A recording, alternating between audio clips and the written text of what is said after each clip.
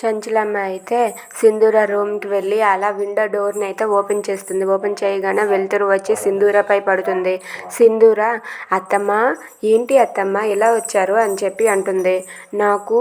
నేను ఎప్పుడు నిన్ను పెట్టాలనే చూస్తున్నాను, కానీ నాకు నా కోడలు కావాలి, నా కోడలు నన్ను సంతోషపెడుతుంది అని చెప్పి అంటూ ఉంటుంది. ఏం కావాలి అత్తమ్మ చెప్పండి, మీకు ఏం కావాలంటే అది నేను చేస్తాను అని చెప్పి అంటుంది. నాకు నా పాత కోడలు కావాలి, నాకు చేపల పులుసు చేసి పెట్టే కోడలు కావాలి అని చెప్పి అంటుంది.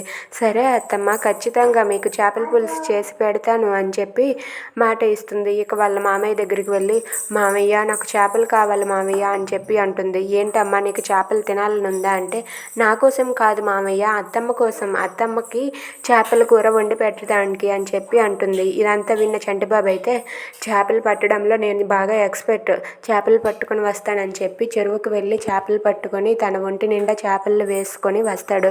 వచ్చి అయ్యగారు అయ్యగారు అని ఇంటి మధ్యలో నిలబడి పిలుస్తూ ఉంటాడు. ఇక అదంతా చూసి సింధూర, చంచలమ్మ వాళ్ళంతా కూడా నవ్వుతూ ఉంటారు. Thanks for watching friends. Please subscribe our channel. Thank you.